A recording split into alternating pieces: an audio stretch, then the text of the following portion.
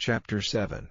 Then Elisha said, Hear ye the word of the Lord. Thus saith the Lord, Tomorrow about this time shall a measure of fine flour be sold for a shekel, and 2 measures of barley for a shekel, in the gate of Samaria. Then the Lord on whose hand the king leaned answered the man of God, and said, Behold, if the Lord would make windows in heaven, might this thing be? And he said, Behold, thou shalt see it with thine eyes, but shalt not eat thereof. And there were 4 leprous men at the entering in of the gate, and they said one to another, Why sit we here until we die? If we say, We will enter into the city, then the famine is in the city, and we shall die there, and if we sit still here, we die also. Now therefore come, and let us fall into the host of the Syrians. If they save us alive, we shall live, and if they kill us, we shall but die. And they rose up in the twilight, to go unto the camp of the Syrians, and when they were come to the uttermost part of the camp of Syria, behold, there was no man there, for the Lord had made the host of the Syrians to hear a noise of chariots, and a noise of horses, even the noise of a great host, and they said one to another, Lo, the king of Israel hath hired against us the kings of the Hittites, and the kings of the Egyptians, to come upon us. Wherefore they arose and fled in the twilight, and left their tents, and their horses, and their asses, even the camp as it was, and fled for their life.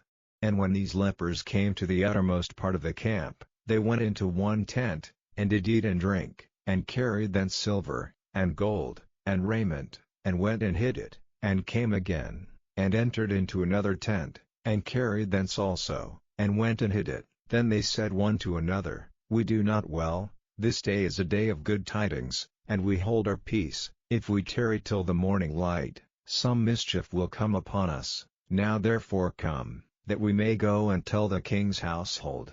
So they came and called unto the porter of the city, and they told them, saying, We came to the camp of the Syrians, and, behold, there was no man there, neither voice of man, but horses tied, and asses tied, and the tents as they were. And he called the porters, and they told it to the king's house within. And the king arose in the night, and said unto his servants, I will now show you what the Syrians have done to us. They know that we be hungry, therefore are they gone out of the camp to hide themselves in the field, saying, When they come out of the city, we shall catch them alive, and get into the city. And one of his servants answered and said, Let some take, I pray thee, 5 of the horses that remain, which are left in the city. Behold, there is all the multitude of Israel that are left in it. Behold, I say, they are even as all the multitude of the Israelites that are consumed, and let us send and see. They took therefore 2 chariot horses, and the king sent after the host of the Syrians, saying, Go and see.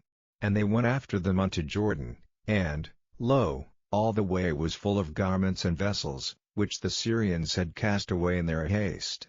And the messengers returned, and told the king.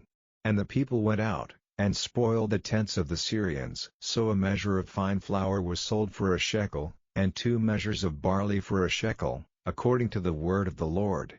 And the king appointed the Lord on whose hand he leaned to have the charge of the gate, and the people trode upon him in the gate, and he died, as the man of God had said, who spake when the king came down to him.